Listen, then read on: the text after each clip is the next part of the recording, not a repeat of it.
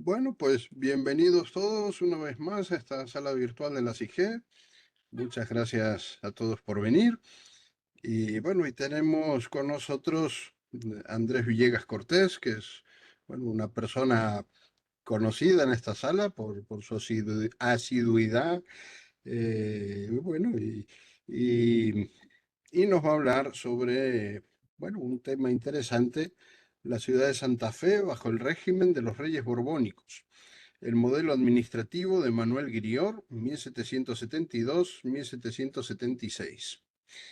Y bueno, ¿qué podemos decir de Andrés? Pues poco en realidad, porque aquí lo tenemos bien conocido, siempre muy agradable, siempre muy ameno, sus comentarios, eh, todo muy preciso siempre y muy agradable.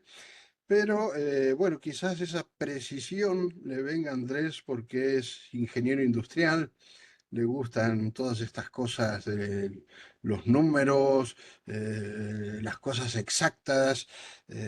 Bueno, como en este mundo, o al menos en este planeta, estas cosas exactas no eran suficientes, pues también se ha ido a buscarlas a otros lugares por el cosmos, porque es un apasionado de la astronomía.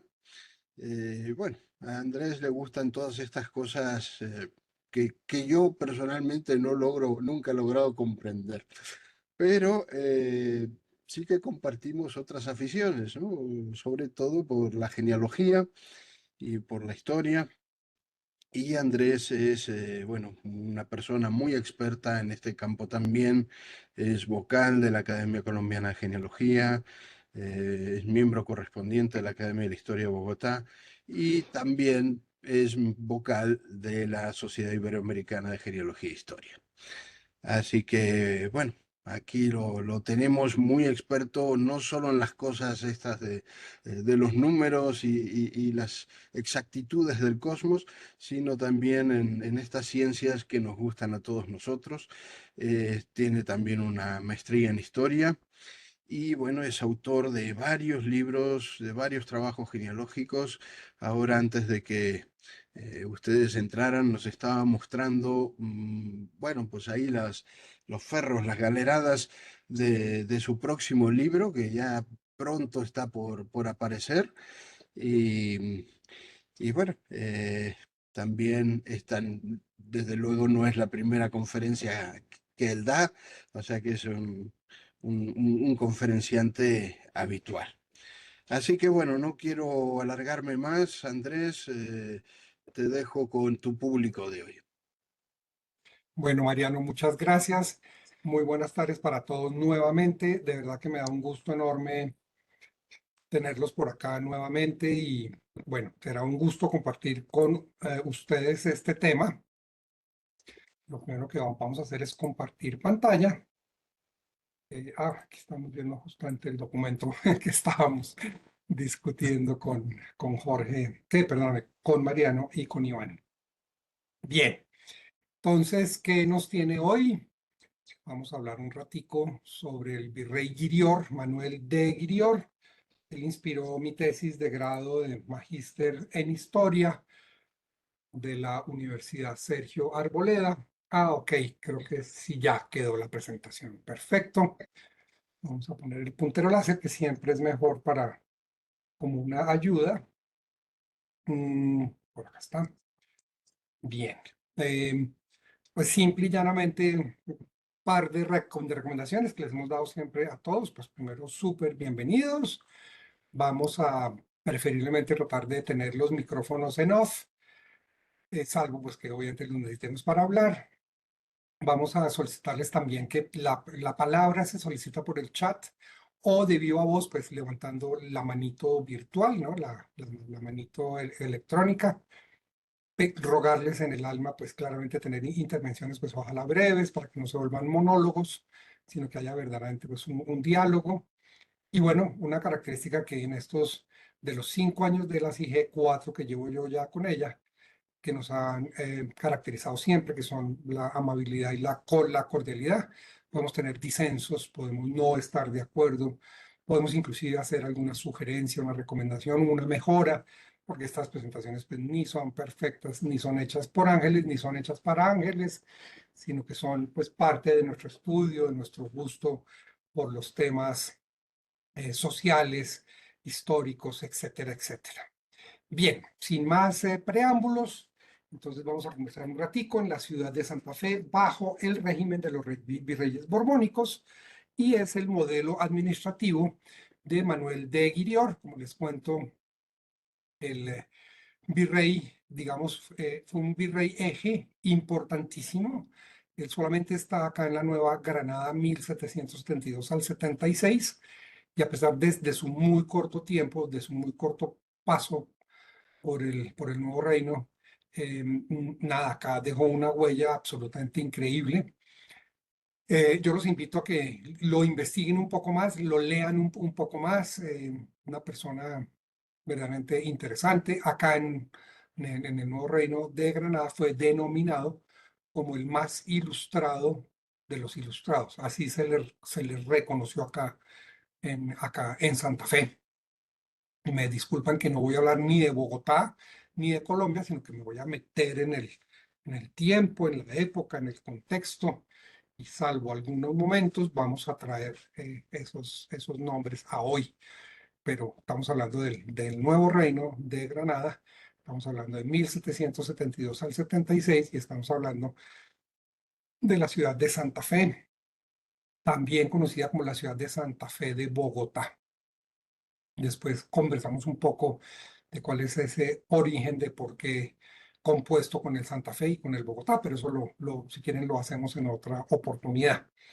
Bien, muy rápidamente les iba a mostrar, quise traerles un poco como la idea de lo que fue el fruto de este trabajo, para lo cual voy a salir un segundo de la presentación y les voy a compartir un segundito también la página Excel o el documento en Excel que nos va a mostrar la bibliografía sobre la que se basó este trabajo. Inicialmente arrancó sobre cerca de 50 y tantos textos que se redujeron a los 30 que ven ustedes en este momento en la pantalla, que los voy a pasar muy rápidamente.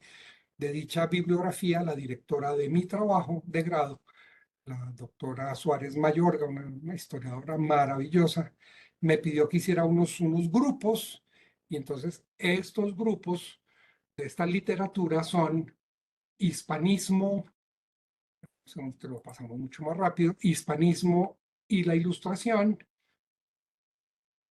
Otra forma fue el análisis a las reformas borbónicas, entonces la literatura que estaba en relación con ello. Todo esto pues de los anteriores 30 o 30 y tantos libros que acaban de ver. Otro tema eran los virreyes borbónicos, pero en especial Guirior, que era nuestro foco, nuestro eje central.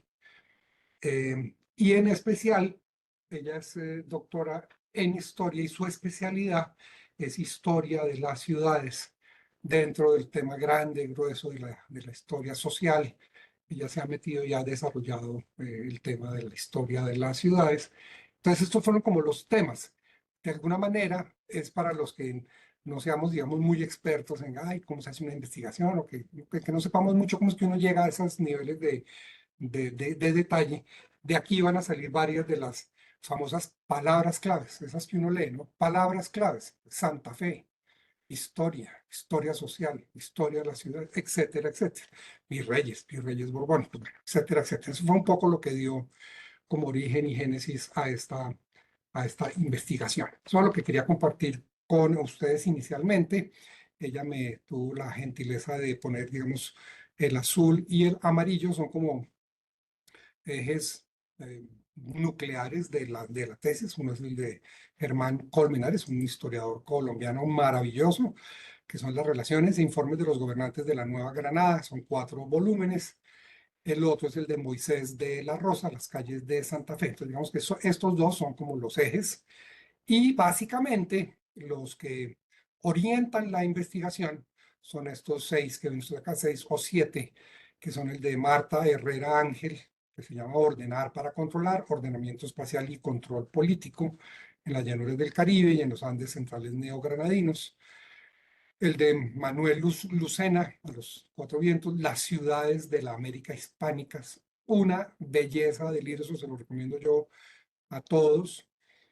Germán Rodrigo Mejía Pavoni, era imposible de toda su selecta obra, que yo la tengo casi toda, no puedo decir que la tengo toda, pero la tengo casi toda. Digamos que el eje también fue pues la principal, que se llama La ciudad de los conquistadores, es sobre Santa Fe, que si bien el título solamente es de 1536 a 1604, o sea, los primeros menos de 80 primeros años de la naciente Santa Fe, son fundamentales para poder también entender un poco por qué se llega al ordenamiento al que llegamos. Una obra que pues para los genealogistas acá en Colombia es infaltable, es nuestro eje, digamos, de instrucción, que fue el de las genealogías de Santa Fe de Bogotá, ya en 10 tomos. Este último ya lo tenemos todos, fue el último, fue el número 10. Rodríguez Gómez Juan Camilo, que hace una compilación para el agua en la historia de Bogotá. Es también otro de los ejes, porque recuerden ustedes que el agua se vuelve un eje articulador en el ordenamiento, en el desarrollo de las ciudades. Y el último, no por eso menos importante, yo seguí siempre a Julián Vargas Lesmes, quien lastimosamente muere muy joven, un sociólogo interesantísimo, quien escribe muchos documentos. Yo tengo sus dos documentos más icónicos. Uno que es su obra última y póstuma, porque se publica después de su fallecimiento, que es toda la historia de Bogotá, toda la historia de Santa Fe y de Bogotá, que coge tres grandes periodos: conquista, colonia y digamos que del decimonómico, desde el 19 en adelante. No lo llamamos ya en ese momento ni república ni nada, sino se toma de tajo desde 1800 inicios, que ocurre aquí nuestra independencia, y desde el 26 más o menos que somos ya nación, digamos, hacia adelante. Julián tiene un libro, una monografía, tesis de grado, como les digo, él es sociólogo, él no es historiador, pero escribe un documento sobre las clases sociales y las élites en Santa Fe. Pero esto no visto ni desde el historiador ni desde el genealogista, sino visto desde los ojos de un sociólogo. Entonces, esa obra de Julián Vargas Lesmes es fundamental y son los ejes del documento que entonces estamos por desarrollar nosotros en este momento. Miremoslo, miremos un poquito qué fue lo que lo originó, por qué llegamos a eso, etcétera, etcétera, etcétera. Bueno, nosotros ya hemos visto los cuatro papelitos primeros y vamos a hablar un poquito de por qué el tema, o sea, qué me llevó a mí a esto. Ya les había dicho, hay un documento base o maestro que se llama Las calles de Santa Fe de Bogotá, de Moisés de la Rosa, fue miembro de la Academia de Historia de Bogotá y fue alcalde inclusive, siendo él, aunque era de ancestros bogotanos, ellos se radican en la costa, pero digamos que hay un retorno acá al centro del país. Y en Moisés de la Rosa encontré mis, digamos, dos detonantes más interesantes. Y lo resumo en este parrafito. Yo me voy a permitir es leerles simplemente los parrafitos que consideré son los más relevantes. No les voy a leer toda la tesis de 100 hojas que tiene esta cosa. Dice: la parroquia de la catedral fue la primera de la ciudad, coetánea con su fundación.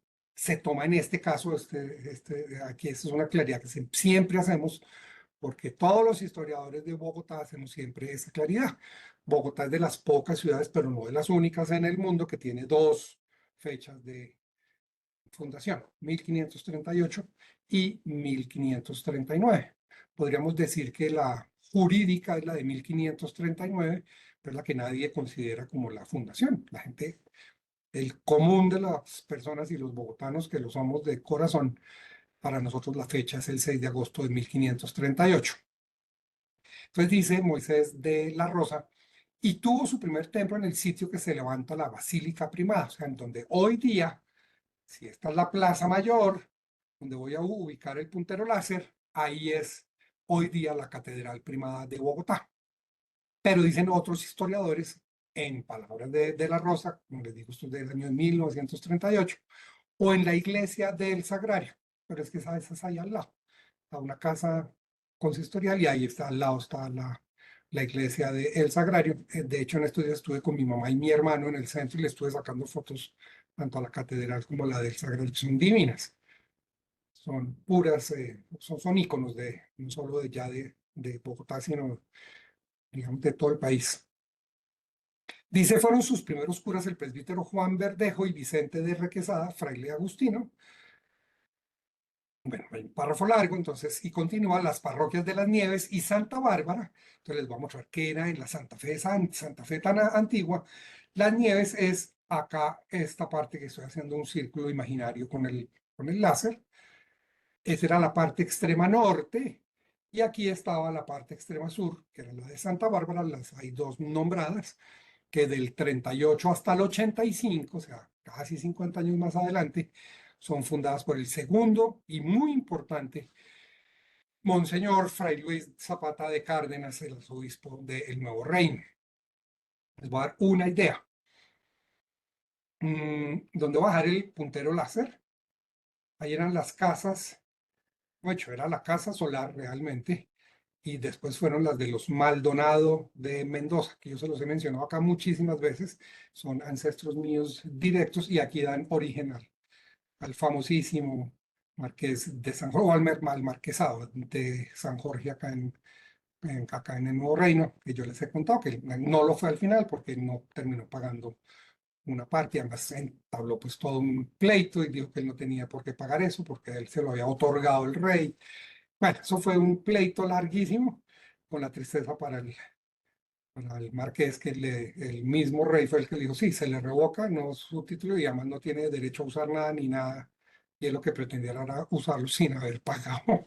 Y bueno, eso es buenísimo en nuestra historia, pero bueno, es mucho más de nuestra historia, como digamos, más como parroquial. Yo vengo directamente de esos Maldonados de Mendoza, quienes eran hijos, yerno y nieto y yerno del capitán Antón de Olaya, quien vendría a tener su casa aproximadamente, si uno siguiera por esta carrera que hoy día es la carrera séptima, pero eso no se llamaba en esa época así, ya vamos a ver los nombres que yo tenía. Hay que pasar el río San Francisco de Cipantos, hoy acá en la moderna Bogotá, la calle 13, seguir un poquitico más para el norte y aproximadamente donde estoy parado en el láser, ahí quedó en la antigüedad hace muchos, muchísimos, ya siglos, el claustro de Santo Domingo, que fueron las tierras del solar primitivo, que fue la casa de don Antón de Olaya. Y otro capitán del que les he hablado yo mucho a ustedes acá en la CIG, de quien desciendo yo, que es don Antonio Díaz Cardoso, tuvo su casa solar, ya brinqué muy rápidamente a este punto donde me estoy ubicando con el puntero láser, cosa que es muy curiosa porque no, digamos, dos personajes tan principales para la ciudad que nunca vivieron en la plaza central. Entonces a mí una cantidad de cosas de Santa Fe me generaban una cantidad de dudas porque siempre pasaba que en las fundaciones se les daban los solares principales y se repartía la plaza central entre los capitanes y los fundadores italianos y Bogotá fue la excepción total, tanto que les voy a contar, miren lo lejos de la plaza principal o central y miren el tamaño de la misma plaza fundacional. Acá al norte y en este punto quedaba la Plaza de las Hierbas, llamada así por los indígenas. Posteriormente, hoy, mejor dicho, se le conoce como la Plaza de Santander, donde el fundador, digamos, el Jiménez de Quesada, vivió acá. Él tuvo su casa solar acá y su casa solar. Y el retiro, es decir, ¿cómo les explico? La manera como él, mientras se fue fundando la ciudad y fue atendiendo todos los temas administrativos y tal, él vivió en una parte que se llama, vamos a tratar de colocar con el puntero láser, que es más o menos por acá. A ver, ¿dónde está la séptima? Acá está más o menos. Todo este segmento que está aquí, hoy día nosotros lo conocemos como el Chorro de Quevedo, que también es míticamente uno de los puntos sí, ejes fundacionales de la ciudad, pero fue simple y llanamente porque el cacique de Bacatá, ahí vamos entendiendo los orígenes de los nombres, ¿no? O de Unza, o del pueblo de Unza, Funza hoy día para nosotros, le prestó a Jiménez de Quesada y a sus huestes la parte donde él vivía, que de hecho eso fue un nombre que luego adquirió un barrio muy famoso que tiene Bogotá, que se llama Teusaquillo, que es un chipcha o en la lengua muisca antigua, quiere decir la ciudad alta, donde se retiraba el cacique, porque todas estas tierras se anegaban, si bien no la parte donde se funda Santa Fe ni estos lugares de acá, pero muy cerca, ya muy cerca de acá, todos estos terrenos se anegaban y hasta hace no mucho eran unos importantes humedales. Ya no existen hoy, lamentablemente, están desaparecidos la inmensa mayoría. Creemos que del 100% de los humedales de la sabana de Bogotá, in situ de Santa Fe de Bogotá, sin contar los de las demás poblaciones aledañas, alrededor del 95% desaparecieron irremediablemente para siempre. Quedan un 5% de esos pequeños humedales y todavía causan unos serios problemas a la ciudad. Y es el 5% de lo que era. O sea, estos eran tierras que no eran, digamos, las más adecuadas para el desarrollo de una ciudad como se desarrolló después Bogotá. Entonces fue una ciudad muy parroquiada al principio, tenía como, ¿no? Como un tema era muy, vuelvo y digo, muy parroquial. Ya les había mostrado al puro principio los documentos maestros, los documentos base, los historiadores, llamamos a esto el documento, eh, ay caramba, no es el secundario, el primario, ¿cierto? Son los archivos primarios, es el documento primario, la base primaria en la que uno va a basar el estudio, porque ocurren dos cosas, o es único o antes de él no existía.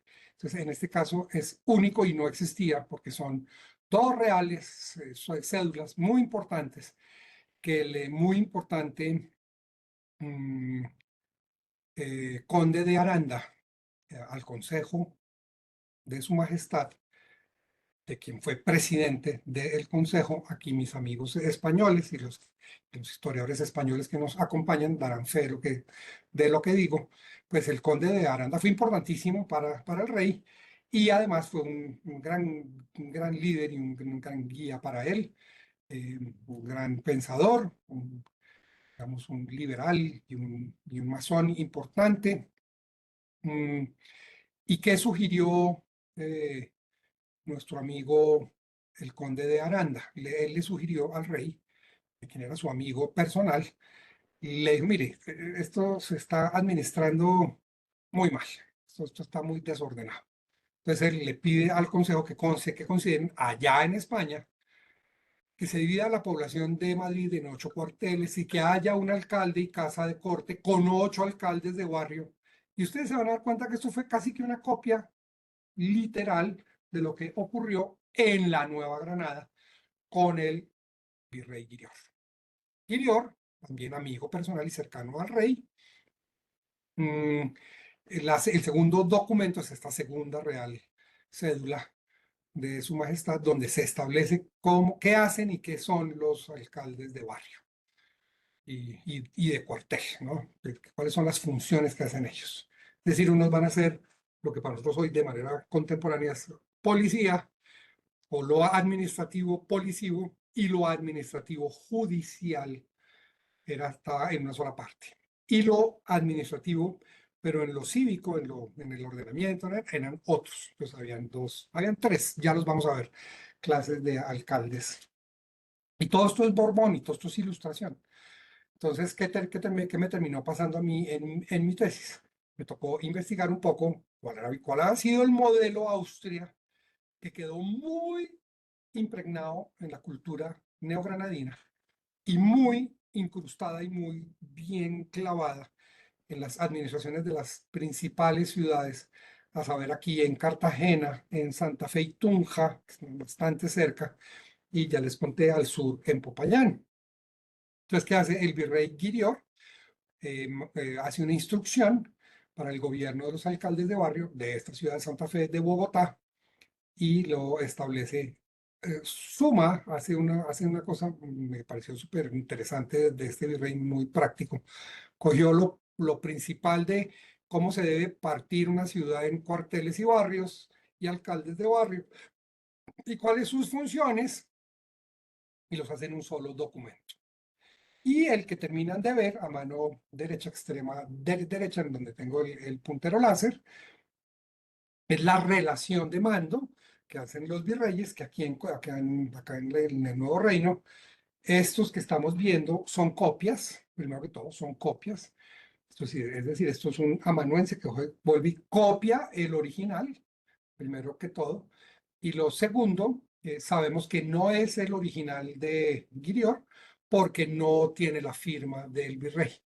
Otros de las relaciones que pude consultar, el del virrey inmediatamente anterior y el del virrey inmediatamente posterior, sí son los originales de su copista, porque tampoco porque uno lee, es la misma persona, es esta misma letra que estamos viendo acá.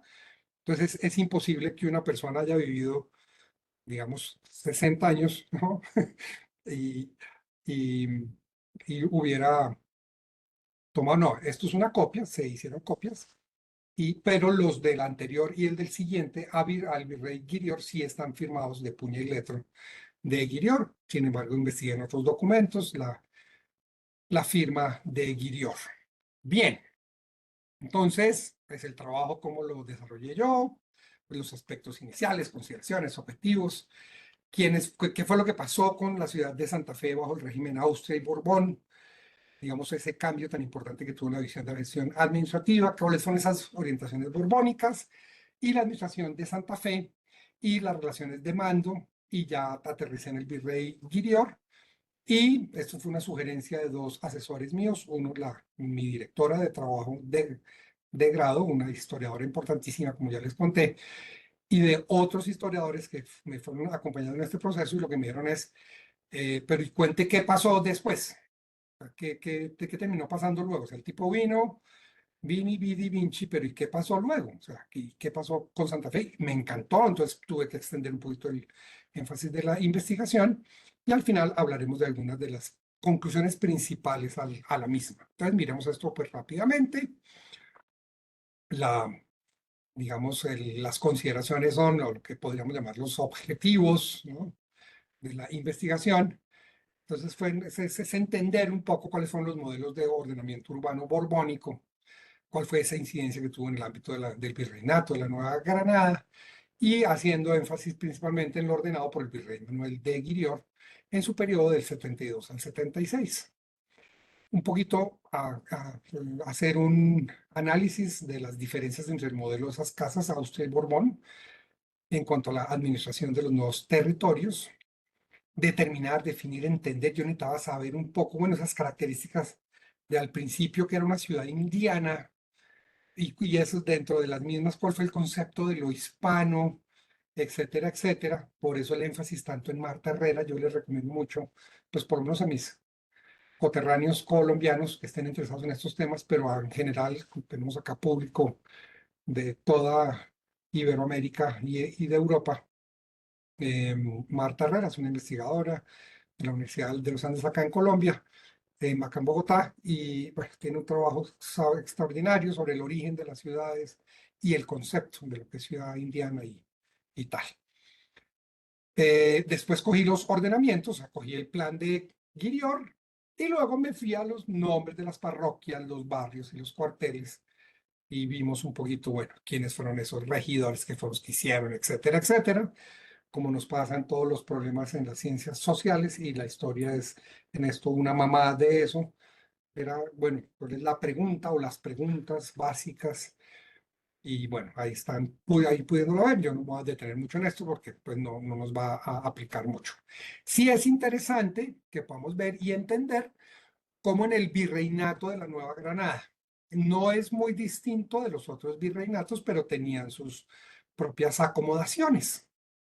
Entonces yo tomé el trabajo que hacen Jaime Jaramillo, especialmente, pero no es el único, y recreé nuevamente. Estos dos cuadros son literalmente un copy and paste, pero tuve que hacer unos pequeños ajustes Entonces vamos a ver en la parte de abajo, tenemos la administración virreinal. Si uno logra entender este cuadro, porque muchas veces cometemos ese error, es una recomendación que yo siempre lo he hecho y eso lo hemos hecho. Por ejemplo, lo hicimos mucho, los amigos alumni SIGE que estuvimos en este juicio tan impresionante, Carlitos y Marianelli, les tocó aguantarse toda esta lora mía.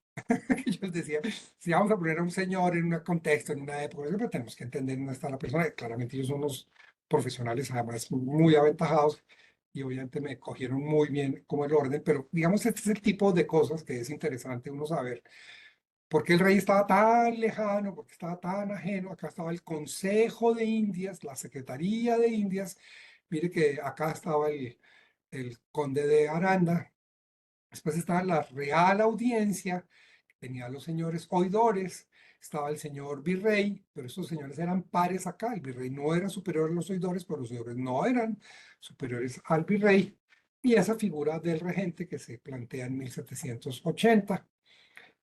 Y estos tres despliegan sobre la parte fiscal, ya les conté todo el tema de los escribanos, alguaciles y porteros, pero entonces empezó uno a entender mucho esa parte burocrática del funcionamiento, cómo era el tema administrativo, etcétera, etcétera.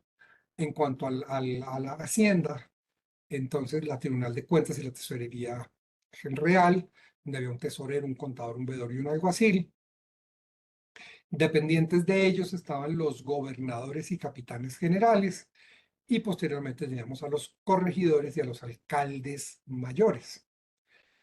Si quisiéramos hacer un despliegue del corregidor y los alcaldes mayores, tendríamos que llegar entonces, fíjense cómo vamos haciendo una burocracia de una burocracia que es interesantísima. Además, yo no, ya acá el término burocracia lo uso sociológicamente hablando. Yo no estoy hablando acá ni en positivo ni en negativo, sino lo que en su palabra significa la burocracia, el ordenamiento administrativo de la función pública. El cabildo, que tenía sus alcaldes, escribanos y alguaciles. Estos eran los famosos oficios consejiles o vendibles, que se podían comprar, vender, heredar, etcétera, etcétera, y contra lo que estuvo el borbonismo 100% y que no quería que eso siguiera pasando. Y en los alcaldes, ya se los dije, estaban los alcaldes de crimen, el ordinario y el de hermandad, cada uno con funciones específicas. De acuerdo, entonces hay gente que me ha preguntado, bueno, ¿y qué hacía el de la hermandad? El de la hermandad era como un híbrido del de crimen y ordinario, pero el que salía de la ciudad y podía ir hasta otros sitios. Entonces el ordinario pues estaba en su sitio y el de crimen era el que se desplazaba donde había ocurrido el crimen. Ay, señor alcalde, es que aquí robaron en la carnicería. Entonces tocaba ir hasta el sitio donde no iba el ordinario ni el de la hermandad, iba el alcalde de crimen. Que pasaba una cosa en un pueblo de indios cerca de Bogotá, no sé, cualquiera, llamémoslo, en esa época todos eran lejos, Chía. Entonces le tocaba al alcalde de la hermandad, no iba ni el ordinario ni el de crimen, sino el de la hermandad, y le tocaba viajar, y eso era un viaje terrible para poder llegar de la Santa Fe primitiva a la ciudad de Chía, que era una pura encomienda indígena. Bien, entonces ahí se da uno una idea de cómo esa estructura, entonces yo tenía que entender muy bien cómo era esa estructura para saber qué fue lo que planteó Guiriar. Entonces, muy rápidamente, este es un cuadro simplemente comparativo, ¿no? Simplemente comparativo, donde vamos a ver al rey y su poder, la administración central, y ya vamos a ver en el siguiente cuadro, cuál era el modelo político Austria y cuál es el de los Borbones. Entonces, Austria pues, es una monarquía autoritaria. Sin embargo, cada reino mantiene sus fueros e instituciones propias. En cambio, ya lo sabemos bastante bien, el modelo Borbón, que es completamente franco, no, francés, es absolutista. Hay una unificación jurídica institucional, de supresión de fueros e instituciones en cada reino. Solamente los Países Vascos y de Navarra eh, son las provincias exentas que mantienen sus fueros propios, se mantienen hasta hoy además. Eso se lo hemos escuchado acá en varias oportunidades a nuestros amigos que son de la comunidad vasca y etcétera, etcétera. La administración central era un sistema polisinodial, perdón, Entonces tienen los consejos territoriales, ejemplos los de Castilla, Aragón, Portugal, Flandes, Italia, Indias, bueno, y unos de consejos temáticos, ¿no? Entonces que había Hacienda, Inquisición, órdenes militares, ese era el modelo Austria, y fue el que pues imperó acá mucho más tiempo que el que pudieron desarrollar los Borbones. En cambio aquí ya cambia completamente el Consejo de Castilla, bien saben ustedes, se vuelve el máximo órgano político, funciona como un tribunal supremo y se crean lo que para nosotros hoy serían como ministerios, ¿no? Los ministerios de un presidente o de una presidencia, las secretarías de Estado y del despacho. Estado, Justicia, Hacienda, Marina, Guerra, Indias. India siempre estuvo muy en la mira del gobierno Borbón y secretarios nombrados por el rey, ya se los dije, equivalentes a esos, a nuestros hoy actuales ministros. Ahora miremos un poquito desde la administración territorial, los reinos y los municipios y la administración en América. Sobre todo me voy a concentrar un poquito, si les parece, en las de América, que son las que me interesaron más a mí. Fue el Consejo de Indias en el formato del virreinato, porque esto fue un virreinato que tuvo dos momentos, ¿no? Digamos, se crean dos muy importantes, el de la Nueva Granada y el de La Plata, y a mí el que me toca investigar, leer es ese nuevo virreinato del de la Nueva Granada. Entonces quiere decir que estos territorios tuvieron varios nombres, ¿no? Varios, digamos, administrativamente y políticamente tuvimos unas divisiones interesantes. Bien, entonces aquí nos vamos a dar como una idea aproximada. Cuando llega Jiménez de Quesada con sus huestes, este punto rojo que están viendo acá, y hay un puntico, no sé si se alcanza a ver bien en la diapositiva, pero acá hay un puntico. No es que la diapositiva esté sucia, sino que eso es un puntico. Ese puntico fue Santa Fe en 1538. Acá abajo vemos el río Bogotá o el río Unza o Funza, más conocido para todos nosotros, el Tunjuelito, que durante muchos años, por lo menos hasta mi niñez, fue el extremo sur de la ciudad, pero hoy día los extramuros son unos barrios de invasiones, barrios marginales con bastantes complicaciones socioeconómicas. Acá estaba el río Fucha, un río para la historia de Bogotá importantísimo, que no va hoy, ¿no? Y aquí, en ese puntico, están entre dos riecitos chiquiticos, llamaban a mano izquierda, estamos viendo el San Francisco, y a mano derecha, perdón, sí, San Francisco y el ay, se me acabó de ir el nombre. Bueno, yo sé que yo ya me acuerdo. Esto es 1538. En 1560 ya hay una red de vías, San Agustín, ya me acordé, el río San Agustín. Esto es en 1560, es decir, veintitantos años más adelante. Mírenlo en 1670. Es escasamente algo que sobrepasa los límites de ambos ríos, pero ya tiene una red o una conexión importante, digamos, hacia el occidente, como hacia el norte y como hacia el sur. Y hacia 1790, entonces aquí estamos diciendo que pasaron 250 años, ¿no? O un poquito más, y la ciudad era una cosa, eso no pasaba nada. Iba creciendo, pero a un ritmo muy lento, supremamente lento. Esto también va a tener implicaciones muy importantes en el ordenamiento posterior de la ciudad, porque hay un momento dado en que empieza a tener un crecimiento, y ese crecimiento pues fue desbordado, digamos. Algo de las reformas borbónicas, pues un gran estímulo a la educación, cultura y ciencia, con la creación de la Academia de la Lengua en 1714 y la de Historia en el 35 allá en Madrid, la de Bellas Artes en el 44 y el Archivo de Indias, tal vez para nosotros acá en América, nuestro sueño, nuestro deleite, nuestro juguete por excelencia, ya en 1783, y el del Jardín Botánico y todas sus expediciones, fueron los fermentos que permitieron que con la llegada de los Borbones, el nuevo reino empezara a pensar de otra manera. Estábamos en un atraso impresionante, pero absurdamente impresionante. En materia económica, 1713, con el Tratado de Utrecht, en el cual se pierden Gibraltar, Menorca, Nápoles, Sicilia y Malta.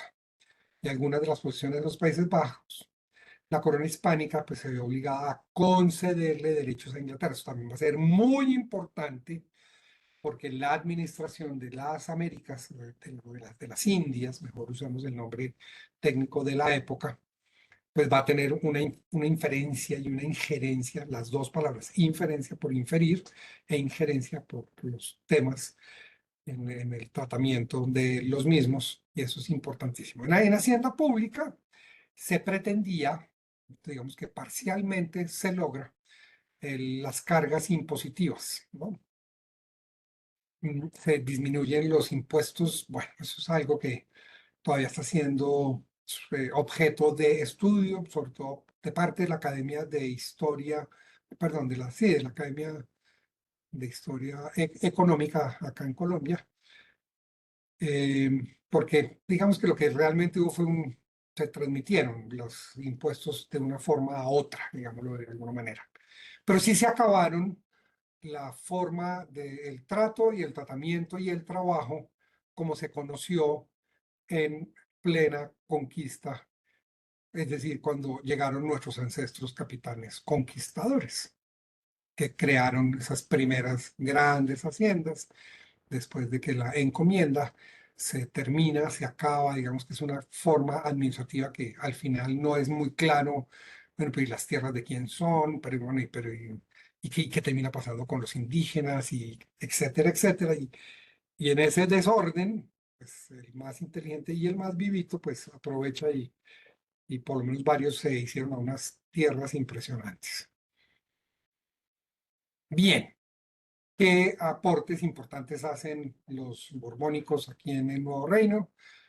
El virreinato de la Nueva Granada, que como les conté, inicia del 13 al 23, pero guerras y quiebra de la hacienda en la península ibérica les impide seguirla manteniendo, pero en el 39 y hasta 1810, pero en la práctica España lo consideró al año 1826 o 29, no me falla mi memoria,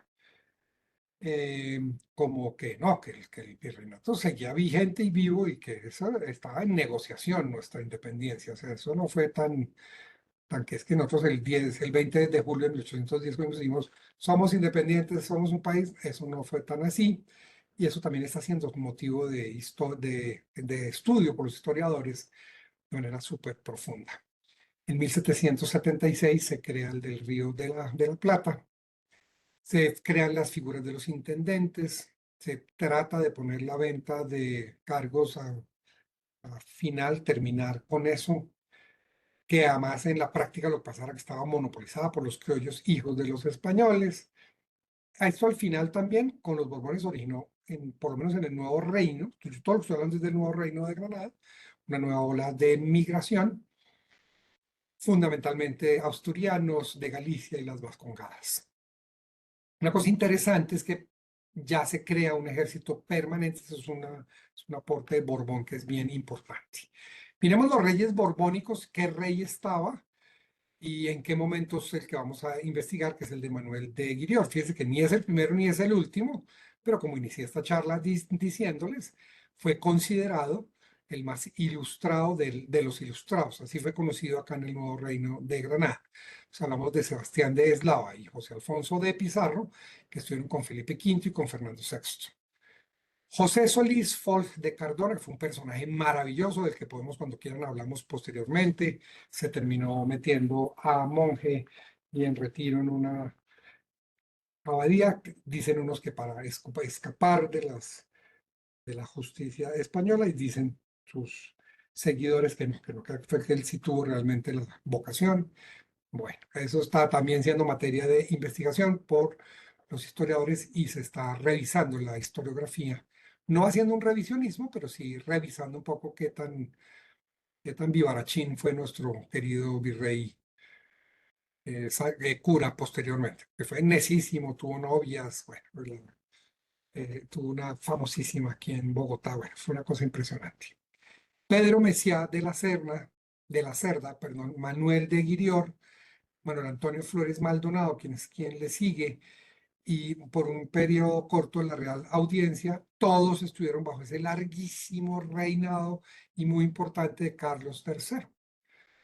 Entonces, Aguirior, que era amigo personal de Guirior, y no siendo amigo personal, pero sí habiendo conocido al conde de Aranda, y siendo el conde presidente del consejo, entonces pues la instrucción es muy clara, y entonces nuestro amigo Manuel de Guirior venía con una tarea muy específica.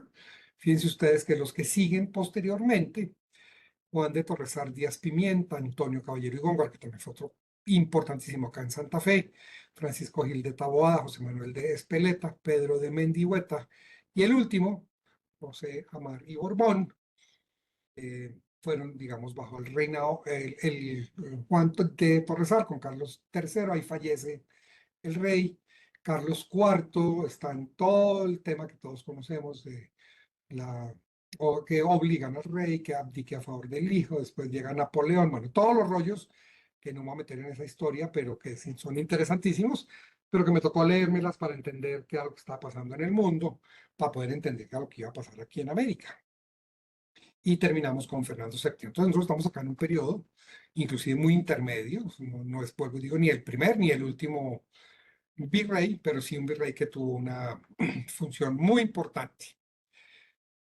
¿Qué hicieron personajes como el virrey Solís, Moreno y Escandón, que fue un criollo, hijo de españoles, pero el criollo, él nacido acá, vivía en la ciudad de Mariquita y después se trasladó a Honda, Messiá de la Cerda y Guirior? Entonces este cuadro, esto es un cuadro que simplemente yo pongo en el, en la tesis, porque Moreno y Escandón fue un precursor, digamos, muy interesante.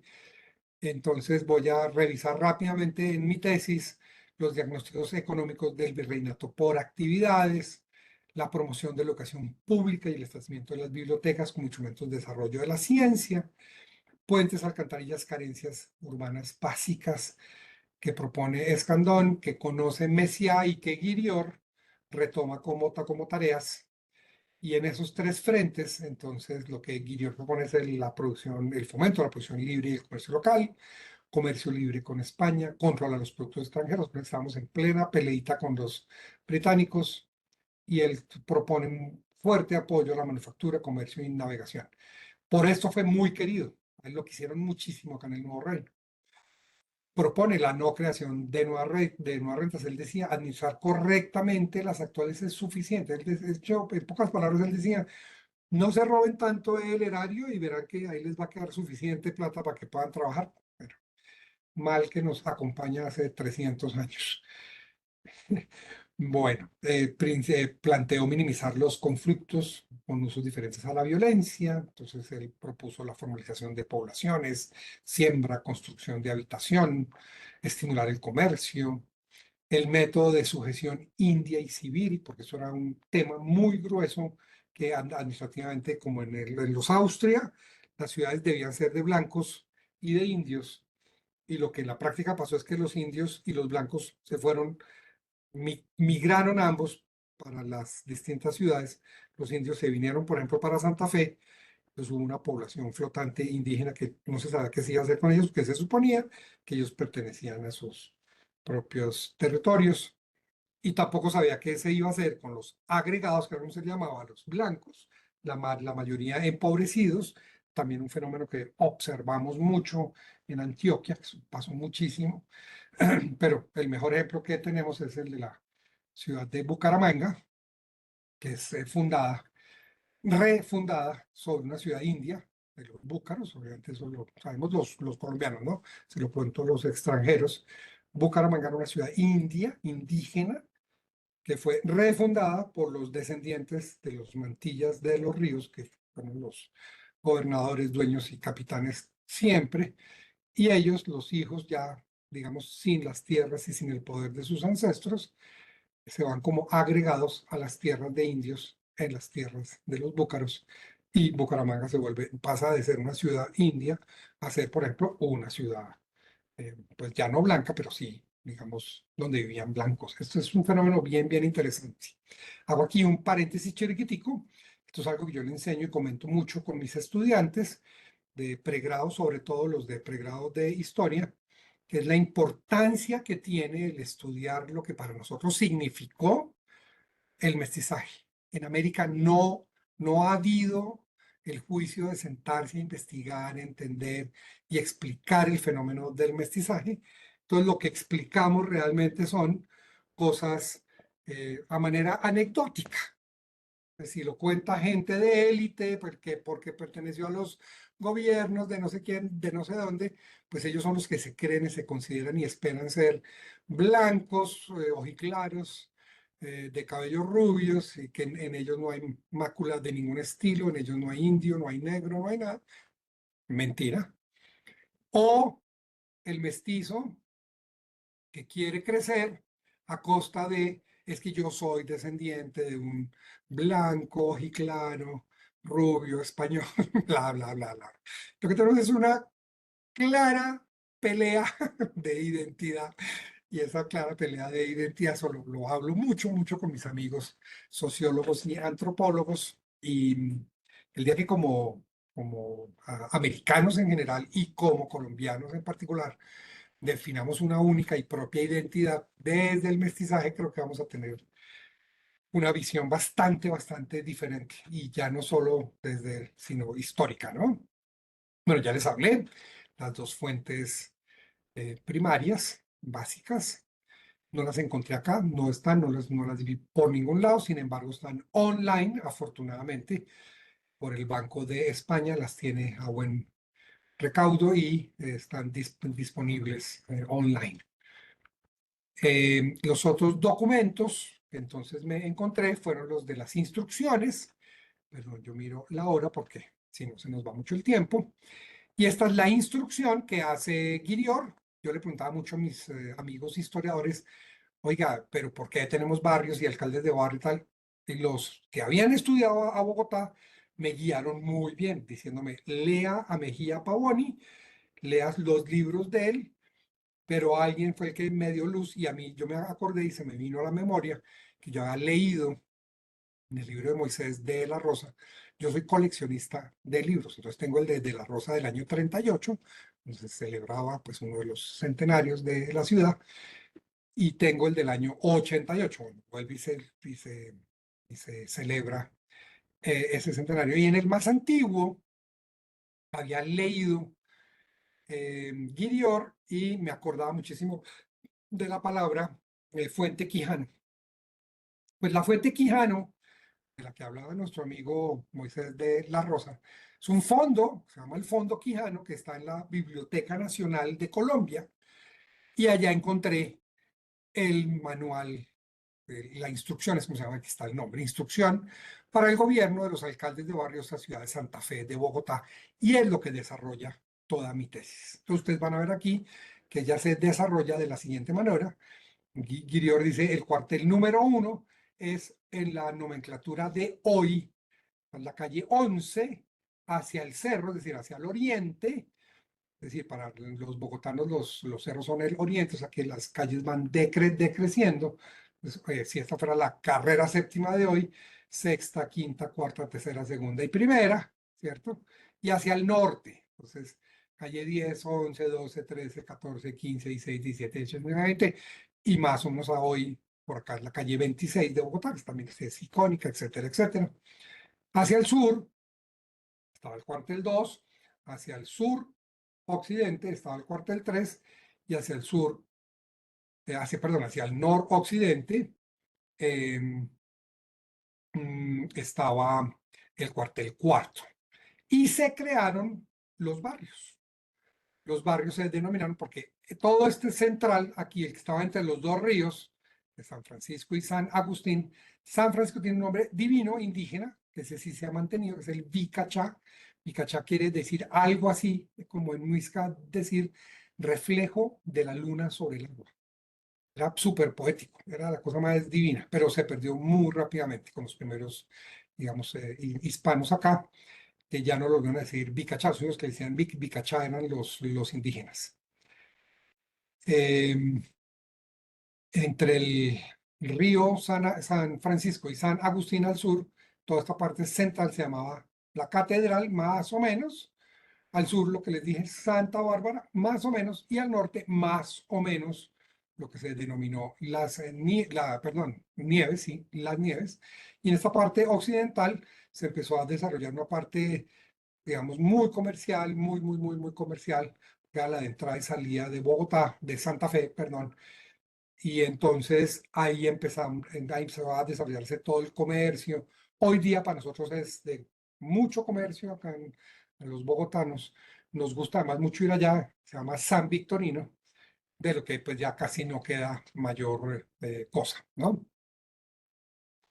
Em, y entonces lo que Guirior dice en este documento, en esta instrucción es cómo se van a llamar esos barrios y además da la instrucción de que además se le debe numerar las calles, además de ponerles nombres, numerar las manzanas y numerar las casas. Es la primera vez que pasa eso en Santa Fe. Estamos hablando de 1774. Estábamos muy atrasados inclusive con respecto a muchas partes de América. Bien, estos son los famosos barrios, ¿cómo terminaron quedando? El oriental de las Nieves, el occidental de las Nieves, San Victorino, y el de la catedral se partió en cuatro.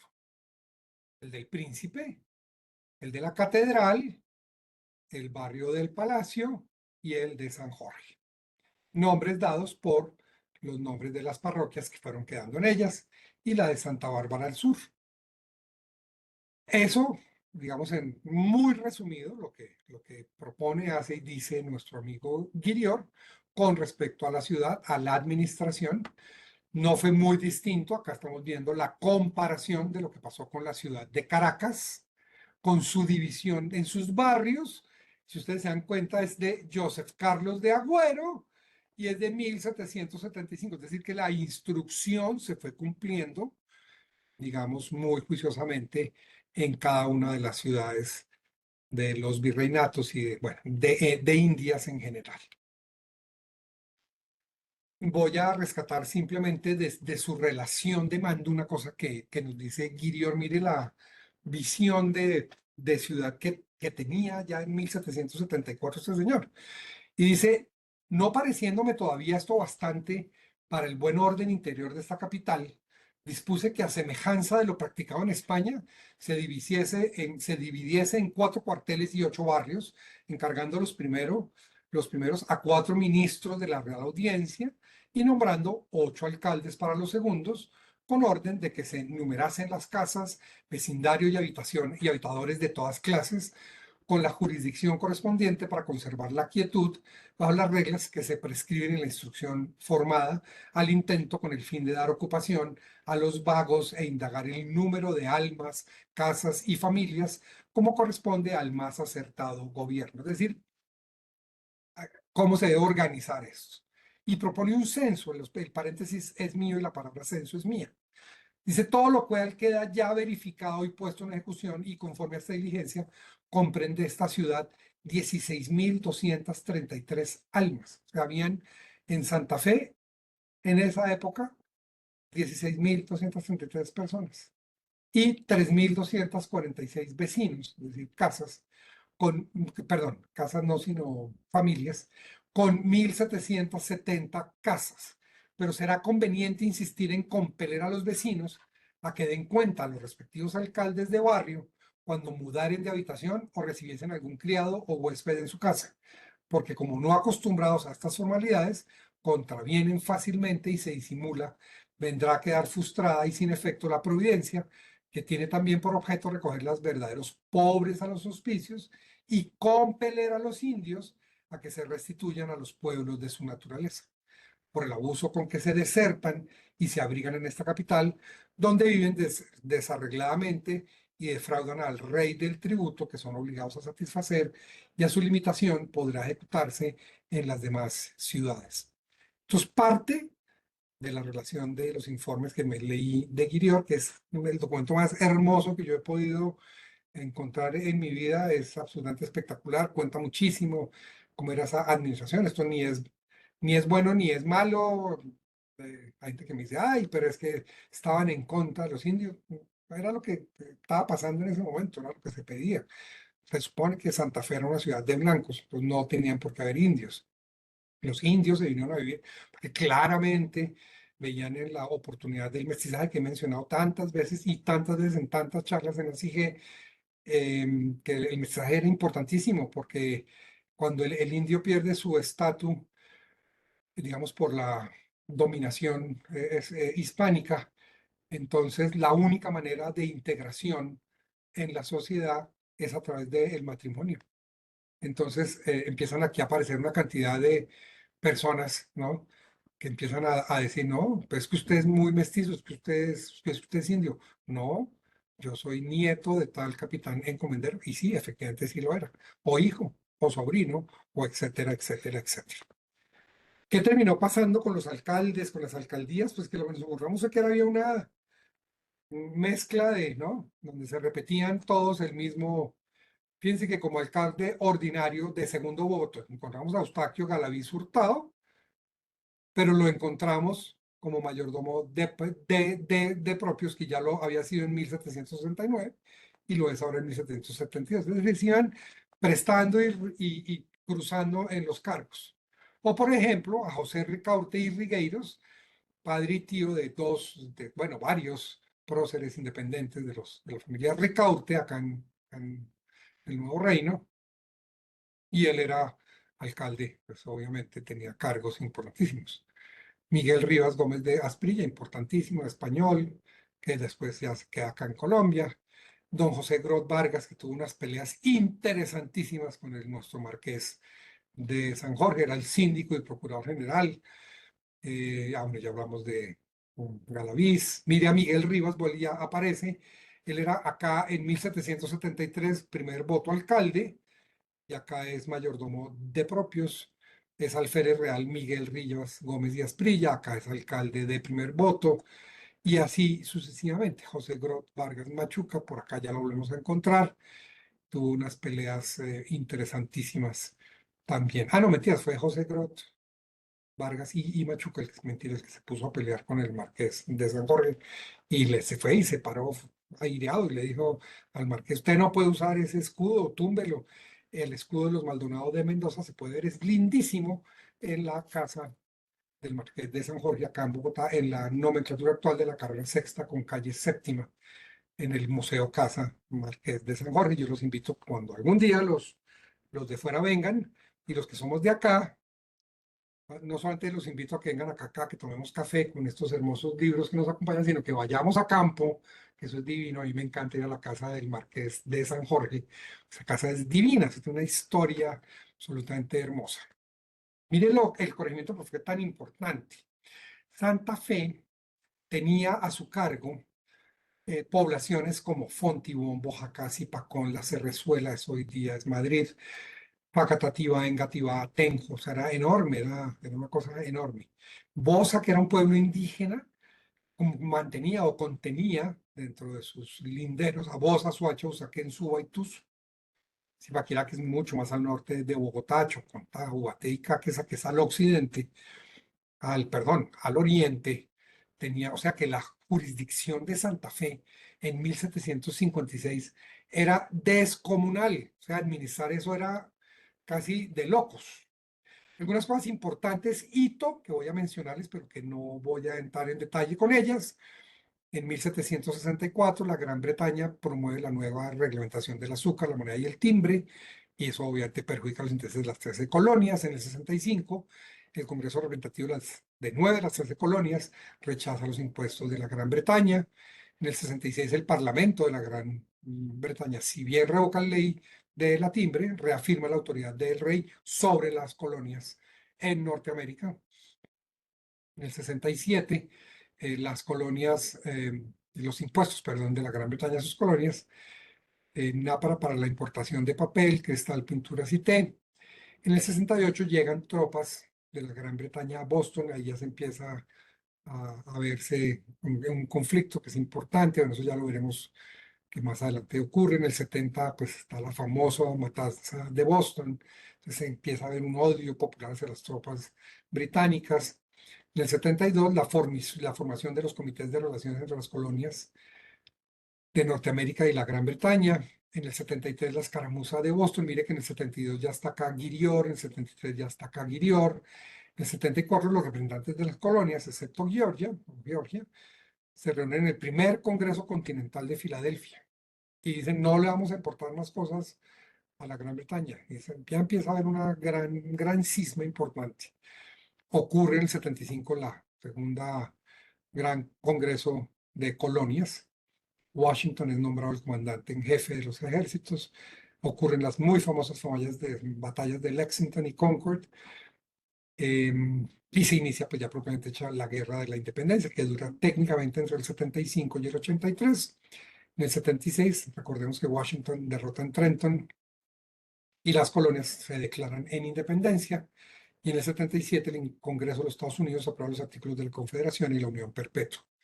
De todo este ciclo con la independencia de los Estados Unidos, démonos cuenta que del 72 al 76, o sea, los más críticos, en ese momento estaba acá, Guirior. Miremos otros elementos que ocurren, pero en la Nueva Granada. En el 61 llega un sabio que se llama José Celestino Mutis, un sacerdote, acompañando a uno de los virreyes y se termina quedando acá y desarrolla toda su carrera acá y él hace la... eh, ay, se me acabó de ir el nombre, bueno, ya vamos a llegar a él. Nace Antonio Nariño, uno de nuestros próceres, en el 65, mire, son niños o nacen en el momento en que se está dando todo el culmen del cambio. En el 68, bueno, en el 67, la Real Pragmática de la expulsión jesuítica. En el 68, ya lo dijimos, llegan las tropas a Boston. En el 70 muere nuestro famosísimo y queridísimo Virrey Solís. Yo les prometo que en otro momento yo les cuento un poquito sobre él. En el 73 se posiciona formalmente, no diría en el 72, pero se posiciona en el 73. Dura casi un año en Cartagena de Indias. Era tan difícil subir de Cartagena de Indias a Santa Fe que el tipo duró un año allá. En el 74 ocurre ese famoso primer censo que ya les mencioné. En el 76, Guirior es promovido al Perú y asume Manuel Antonio Flores. En el 78 se practica un segundo censo que arroja que en todo el virreinato de la Nueva Granada hay alrededor de 829.000 personas. Parece ser que ese tiene un sesgo importantísimo de no considerar indígenas ni negros. En el 81 está el levantamiento de los comuneros en Santander. Las dos grandes figuras nuestras son Manuela Beltrán y José Antonio Galán. En el 83, el virrey Messiá de la Cerda, eh, una real cédula en donde se prohíbe el que se hablen dialectos indígenas y la obligación de la enseñanza y del habla del castellano en el Nuevo Reino. En 1791 sale el primer número del papel periódico ilustrado de Manuel del Socorro Rodríguez, cubano que se afinca en Santa Fe y que hace una labor periodística impresionante y en la cual colaboran posteriormente pues, personajes bien interesantes. Con base en lo que hace Manuel del Socorro y con los libros que le quitaron a los jesuitas, más no son las únicas bibliotecas, se funda en Santa Fe la eh, Biblioteca Nacional de Colombia. Tengo un libro muy lindo de la historia de la biblioteca, del que también si quieren algún día más adelante les contaré un poquito la historia. Y algunos hitos de lo que estaba sucediendo en España, para también entender qué significó eso para acá, para Santa Fe. Entonces, en el 67, la pragmática, la expulsión, primer censo poblacional que sugiere Aranda, crisis diplomática en las Malvinas con la Gran Bretaña, se crea en el 75 la Sociedad Económica Matritense, mire que aquí ya está el virrey Guirior, en el 76 la pragmática sanción, que para nosotros es importantísima, sobre matrimonios desiguales, es decir, digo importantísima para los genealogistas, mulatos, negros, individuos de estas castas y razas semejantes tenidos y reputados públicamente por tales, así era como se escribía. Hipólito Ruiz dirige la expedición botánica en Perú y acá es nuestro querido, que les iba a comentar, José Celestino Mutis, acá, él dirige la expedición botánica acá en el Nuevo Reino. libre comercio entre puertos españoles y americanos en el 78 y en el 85, ya lo hemos mencionado, la creación del Archivo General de Indias. Y algunos personajes que nacieron próceres nuestros de la independencia en esa época, en que se da todo este cambio administrativo y etcétera, etcétera, etcétera, son don José Félix de Restrepo y Vélez de Rivero, un hermano, el hermano de José Félix es mi ancestro directo, una maravilla. Esos Restrepo y Vélez son una machera.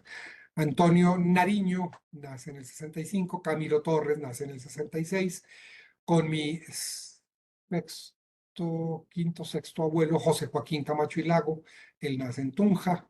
En el 68 nace el primo de Camilo Torres, Francisco José de Caldas. En Popayán, en el 70 nace José González Llorente, en Cádiz, España. Será importantísimo en el tema del 20 de julio de 1810. En el 71 nace nuestro famosísimo Jorge Tadeo Lozano. En el 78 José María Carbonell. En el 83 un bebé, un nene, Simón Bolívar en Caracas.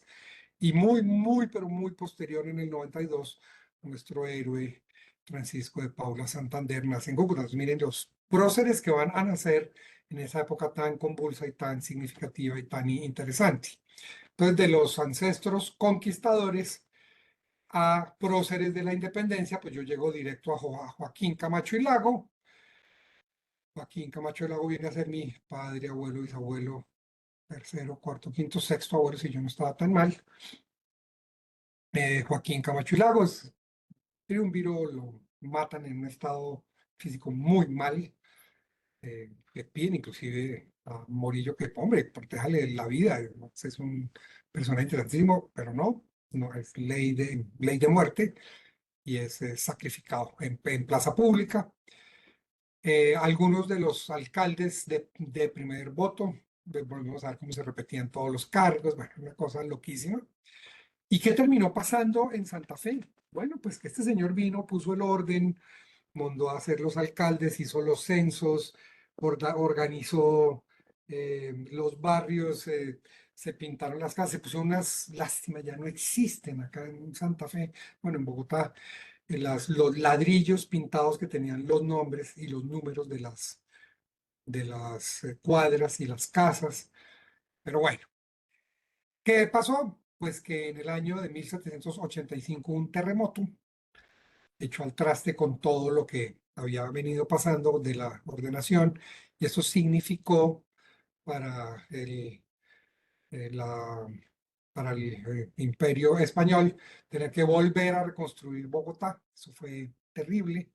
Y bueno, algunas de las conclusiones a las que llegué, bueno, pues que en el 68 el conde de Aranda y en el 69 define las funciones de cómo se ordena una ciudad y después las funciones administrativas y policías de los alcaldes, y ya muy rápidamente en el 74 Guirior lo hace acá en Santa Fe. Los barrios, los primeros barrios de Santa Fe, entonces fíjense que es una cosa interesantísima, con nombres, porque es que se les conociera por ser parroquias, se le conocía como la parroquia de la catedral. No, Guirior dijo, no, ya no hay más catedral, ya no hay más, perdón, parroquias. Va a haber una catedral, sí, una catedral primada, sí, etcétera, etcétera. Perfecto, pero bueno, y catedral primada es muy contemporáneo, ¿no? Es muy actual. Va a estar ahí la iglesia principal, algo así, pero claramente esto se va a llamar, esto va a tener su nombre y va a ser administrativamente. Entonces la catedral se rompe, ya se los conté, en Catedral Príncipe San Jorge, y el palacio, en el palacio se deja con ese nombre, porque es donde verdaderamente después van a estar todos los edificios administrativos. Nieves y se parte en oriental-occidental, San Victorino y Santa Bárbara. San Victorino en el occidente, ya les conté, y Santa Bárbara en el sur. Bueno, se hace el censo, la primera vez que sabemos y somos claros en que en el virreinato había cerca de 807.000 personas y cerca de 17.000 solo en Santa Fe, pues solamente el 2% de la población se halla concentrada en la capital, y hoy tenemos que todas nuestras capitales concentran cerca del 50 y tanto por ciento de la población en sus capitales. Pues eso es una locura. El modelo Borbón no tiene en cuenta y choca con la herencia austria de lo estamental, de lo rígido, de la burocracia, de la meritocracia. Dicha idea chocó profundamente con la idea administrativa muy sencilla y ordenada de los Borbones. Sin embargo, la que queda posteriormente la idea borbona.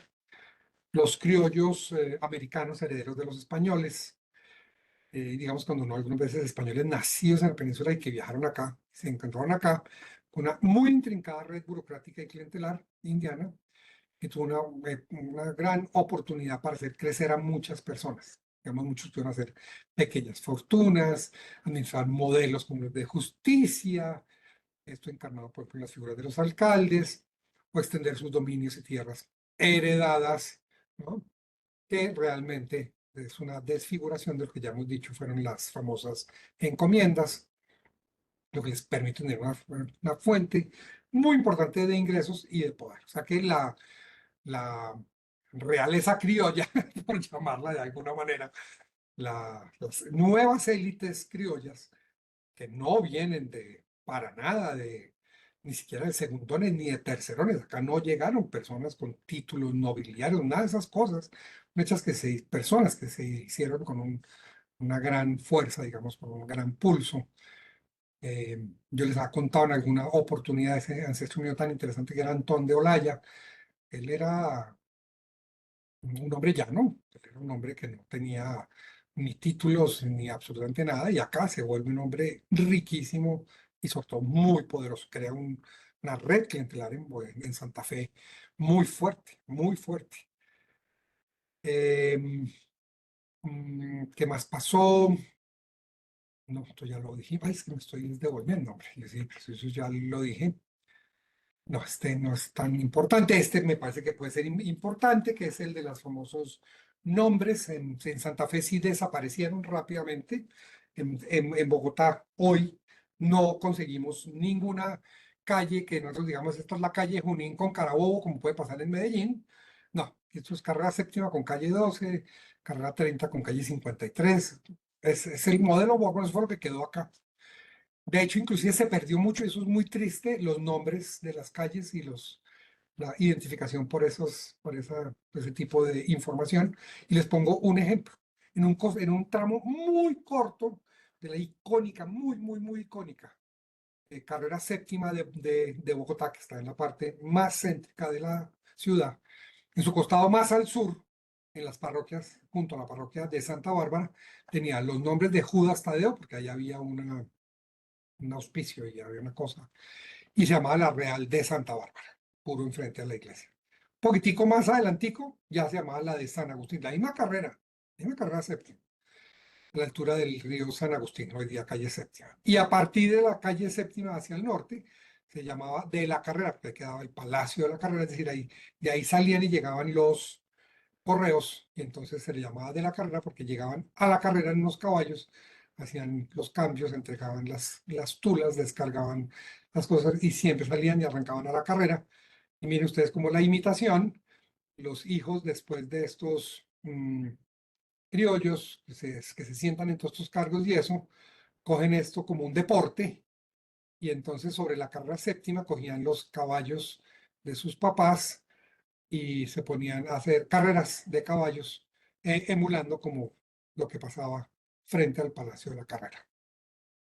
Y yo no me escapé, yo estaba muy chiquito, pero yo no me escapé cuando un conocido presidente de la República en su juventud hizo carreras de carros en la muy icónica hoy avenida o calle 116 llamada Pepe Sierra. Pues los bogotanos me estarán entendiendo un poco más, pero cómo van quedando esas herencias, todas esas herencias son adquiridas y son herencias, ¿no? Bien interesantes. Y un poquito más adelante, la misma carrera séptima se llamaba Del Puente de San Francisco. Era una cosa súper distinta. Mire acá el caso de nuestro eh, Marqués de San Jorge, que no lo fue. En cuanto a los regidores, me voy a permitir leerla porque esta es interesante. Dice, se pudo evidenciar que la red clientelar heredada del modelo Austria dificultó mucho la idea borbónica de aligerar la carga administrativa y burocrática.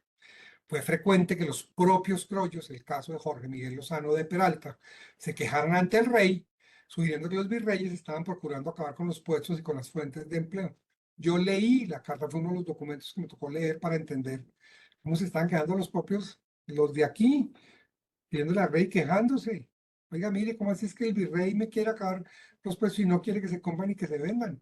O sea, estaba ya tan metido en nuestro ADN, ¿no?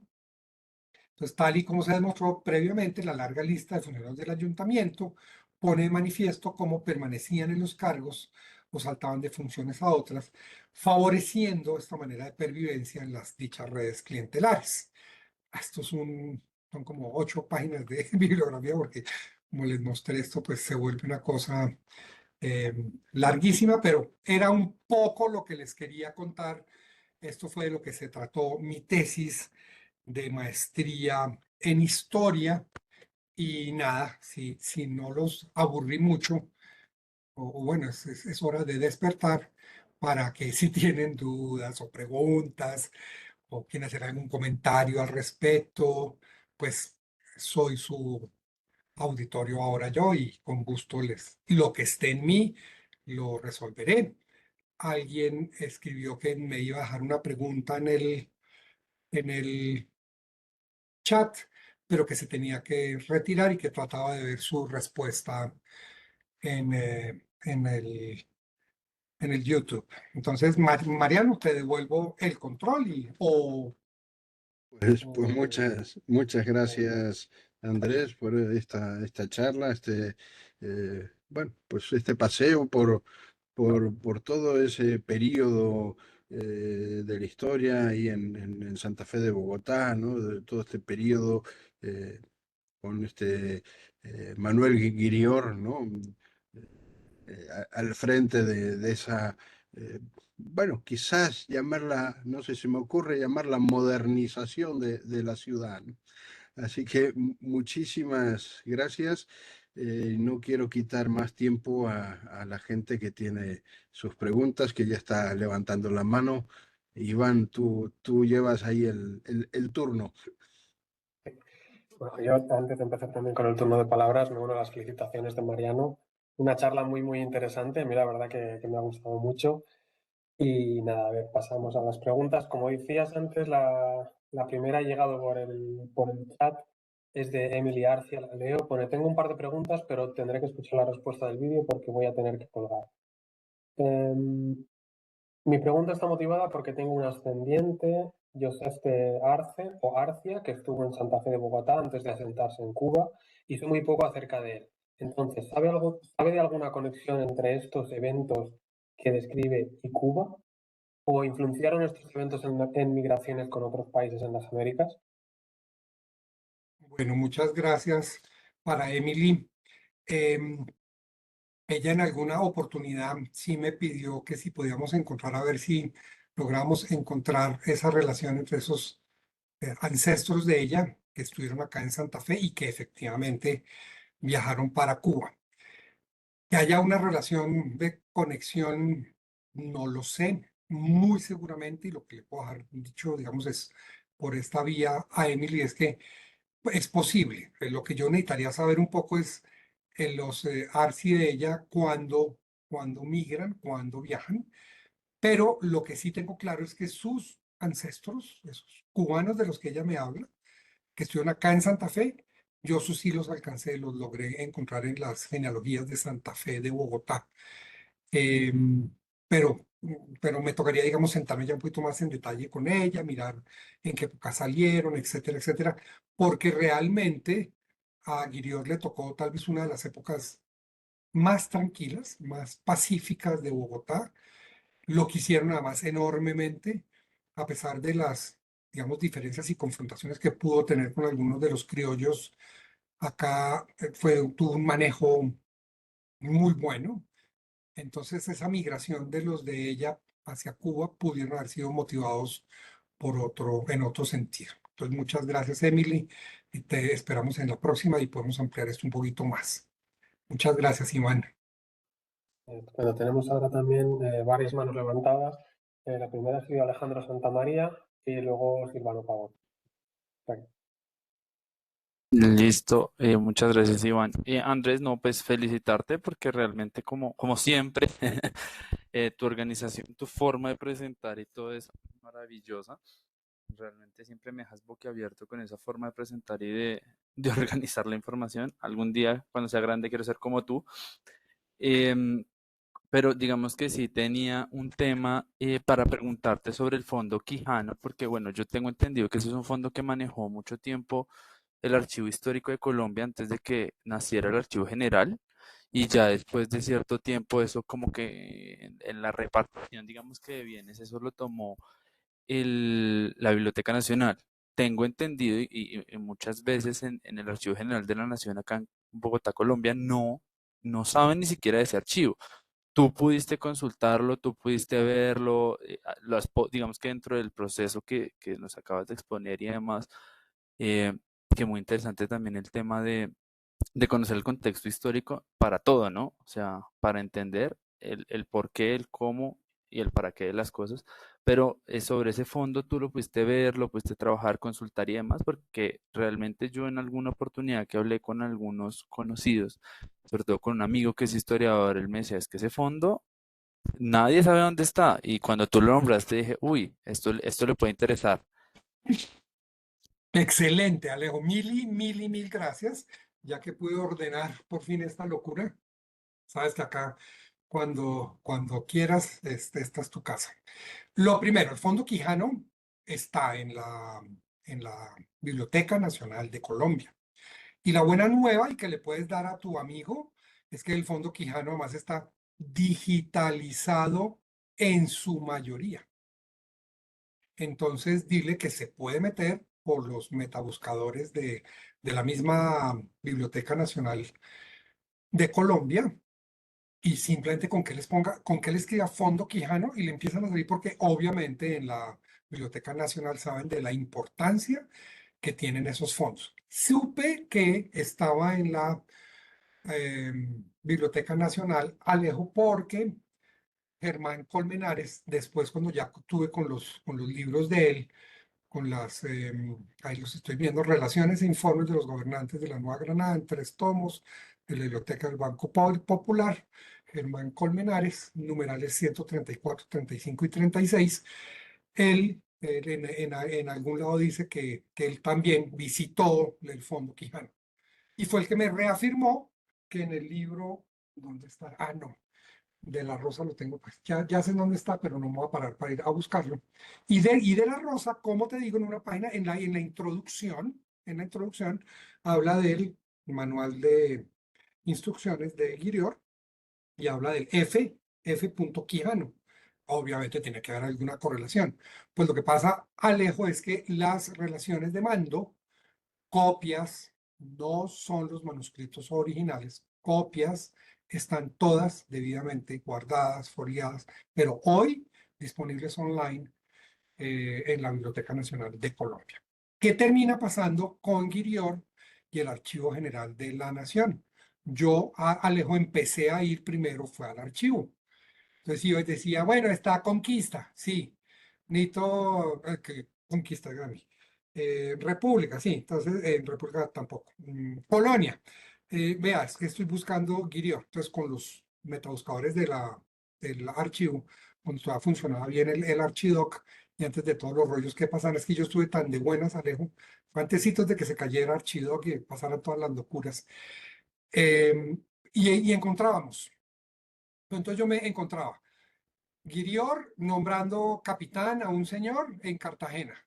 Entonces era en cargos, no sé qué, Después me encontraba Guirior, pero en tierras, no sé quién, porque era que había ido y había dicho que al cacique de yo no sé quién se le restituían las tierras que ya no pertenecían al encomendero XYZ.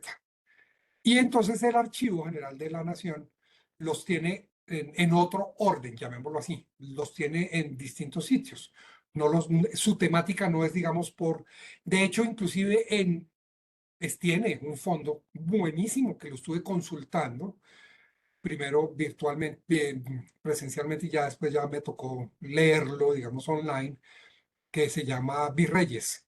Pero en Virreyes lo que menos hay es de Guirior, curiosamente.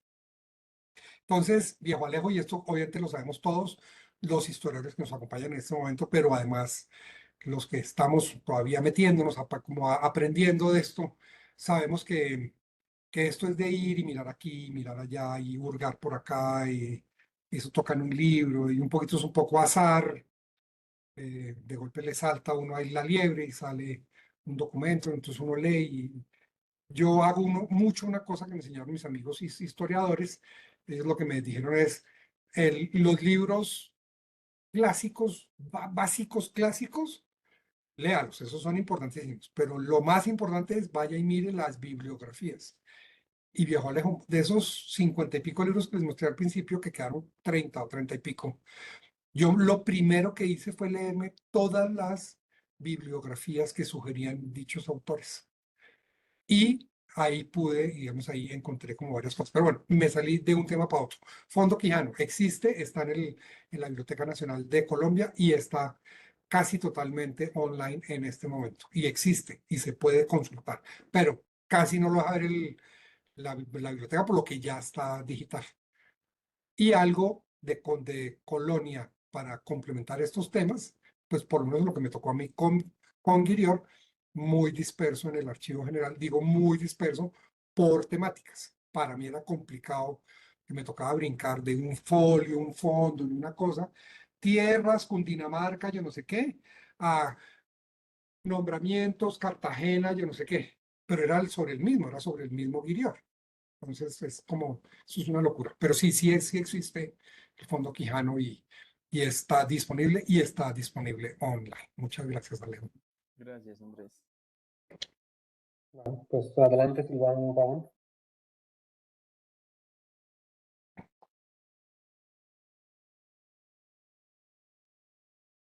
Sí, buenas noches, buenas tardes todavía. Saludo especial a Andrés, a todos, amigos de la CIGEP. Pues bueno, el problema es que la charla de Andrés pues, es un detonante, pues a los historiadores nos toca, entonces no puedo pasar sin hacer unas dos observacioncitas de apoyo, ¿no, Andrés? El tema del poblamiento en América tiene un corpus teórico muy bueno que permite identificar los momentos del poblamiento a lo largo de la trazabilidad histórica del sistema hispánico e incluso la que continúa en medios republicanos decimonónicos. La ciudad y los temas de ciudad, que eso es un tema muy complicado porque hay que hacer historia urbana en la larga duración, es muy compleja, porque la historia urbana toca hacerla por periodos. Entonces es muy duro empezar a explicar una historia urbana desde principios del siglo XVI y llevarla a la segunda parte del siglo XVIII. Y pues hasta ahí no se puede hacer más porque las historias urbanas toca por periodos cortos. El cabildo de la ciudad era la clave para los gobiernos locales y territoriales porque la ciudad crea una jurisdicción. Luego ya la audiencia es otra historia, porque la audiencia va a gobernar en términos superiores, de hecho, al margen del cabildo, porque el gobierno virreinal está al margen del cabildo. Como hoy está el gobierno de Bogotá es una cosa, el gobierno de Cundinamarca otra y el gobierno de la República de Colombia otra. ¿Sí? Así los tres residen en Bogotá. Me llamó la atención, pues, el alcalde de la Santa Hermandad. Bueno, el cabildo tiene cargos consejiles, pero los alcaldes son jueces. Es la administración de justicia. No hay división tripartita del poder, pero es administración de justicia. Y las funciones del alcalde de la Santa Hermandad no es porque tenga un territorio más lejito, sino porque él tiene unas funciones específicas. Imagínate, el alcalde de la Santa Hermandad gobierna la moral pública. Entonces él sale por las calles de noche en su caballo, mirando por ahí con una lámpara, los enamorados furtivos para mandarlos para la cárcel o para la casa. Entonces él cuida la moralidad pública. Muchos de los alcaldes de la Santa Hermandad tenían el rango de oficial del Santo Oficio, de comisarios del Santo Oficio. No todos, pero algunas ciudades importantes que les daban el título de comisarios, el alcalde de la Santa Hermandad lo ejercía. Ese es el hombre de la moralidad pública. Eh, Le decía de los poblamientos y no quiero ser tan extenso, pero como hay un mapa teórico y procedimental de los poblamientos, la ciudad englobaba una jurisdicción, porque dicho sea de paso, cuando usted explicaba, Andrés, que por qué la ciudad era tan pequeñita, que por qué no crecía, porque es que el concepto de ciudad no es urbano, no es arquitectónico u urbanístico. El concepto de ciudad hispánica es una jurisdicción, la materialización de un conjunto de derechos. Derecho a la tierra, derecho a usufructuar la mano de obra indígena, derecho a la empresa, a las minas y demás. Entonces, Por eso la ciudad, lo que menos importa es el casco urbano, lo que importa es administrar justicia en un territorio muy amplio. Y como dentro de ese territorio quedaron los indios y el rey ordenó que había que poblar los indios, entonces vienen los poblamientos indígenas y eso se tiene que hacer finalizando el siglo XVI y comenzando el siglo XVII. Y entonces ahí es ese conjunto de pueblos alrededor de la capital del virreinato, muy poderoso, porque son pueblos muy grandes, con sus tierras de resguardo. Allí se establece la República de los Indios. Entonces eso es lo que intentó Andrés un poco plantear, diferenciando lo de de la parroquia principal. Ahora, el ejemplo que nos dio Andrés con respecto a Bucaramanga, pues también es Cúcuta. Estas ciudades que su origen más remoto o primigenio fueron un pueblo de indios. Sí, Bucaramanga fue una de las 12 doctrinas de la provincia de Pamplona. Es decir, quedó dentro del marco de la jurisdicción de Pamplona y allá, con indígenas lavadores de oro en el río del Oro, que eran de diferentes etnias, ellos allá les tocó hacer un pueblo de indios, una doctrina de naturales en 1622, y el resto de doctrinas ya les tocó para el año 623. Es el gran poblamiento indiano que al fin se concreta desde el proyecto del padre Las Casas en el siglo anterior. Entonces Bucaramanga es eso, Cúcuta lo mismo, el pueblo de indios de Cúcuta después, pero hay un problema, en esos valles fértiles, y le pasa a Bogotá, pero en el mejor ejemplo allá, y es que en torno a los pueblos de indios se desarrolla la población blanca y mestiza.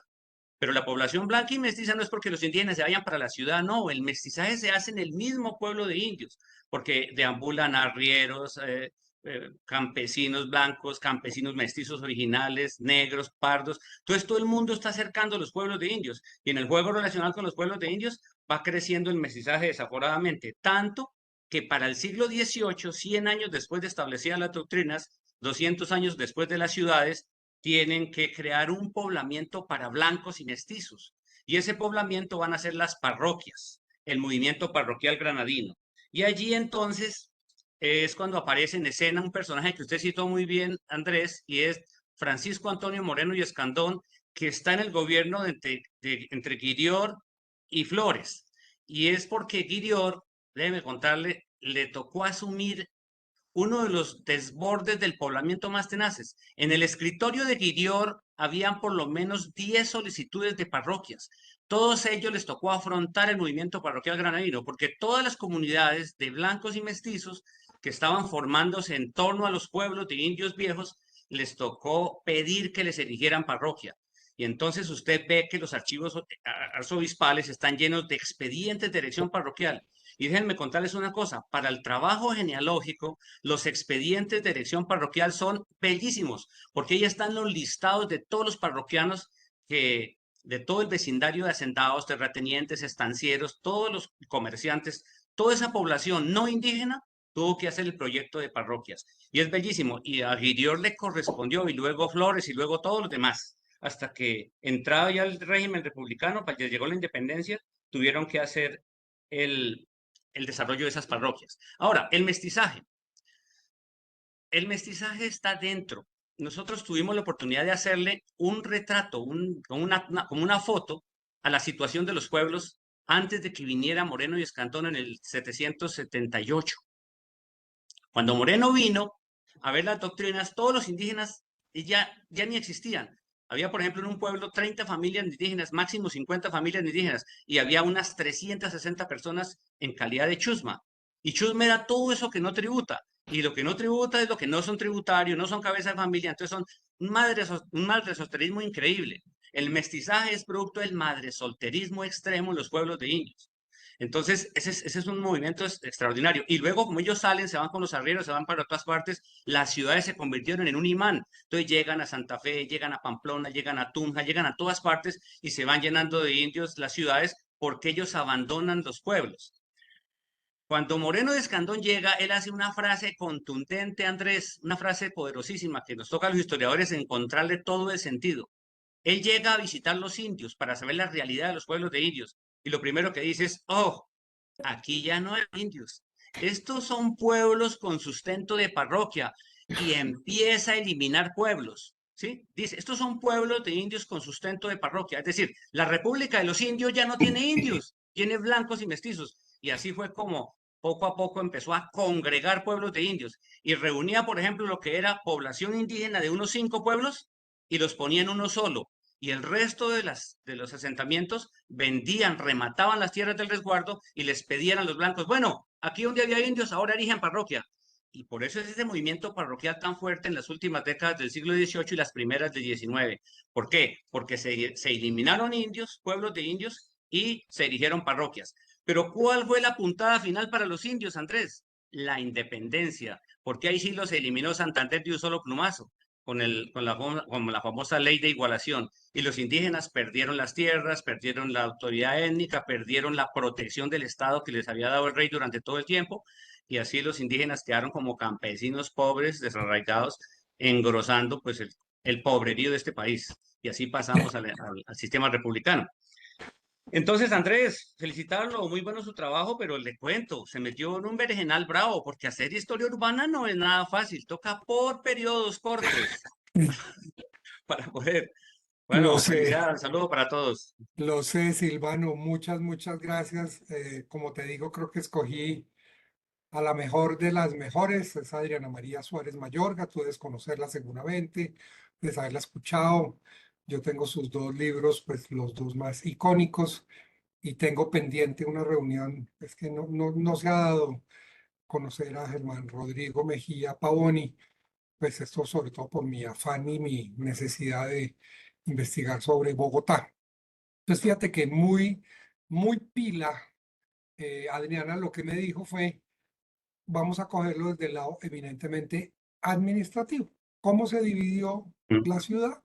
¿Para qué se hizo eso y para qué nos sirvió hacerlo y etcétera? Porque estoy de acuerdo contigo, esto hubiera sido una tesis doctoral y postdoctoral bastante larga, pero bueno, ahí seguiré en estas lides y muchas gracias, Silvano. No sé, Iván, si alguien más nos quiera o mandar alguna pregunta por el chat o levantar su manito virtual. Teníamos Hay varias levantada. manitos. La siguiente que tenía yo era la de Marianelli, pero creo que ha bajado la mano.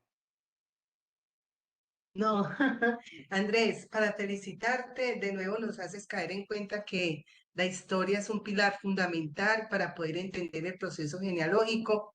Y quería hacerte una pregunta. Como estudiaste tan a fondo ese periodo de Manuel Guirior, dentro de tu concepto, ¿qué consideras que fue el aporte mayor que él hizo en este proceso administrativo? ¿Cuál fue, qué crees tú que fue lo mejor que hizo?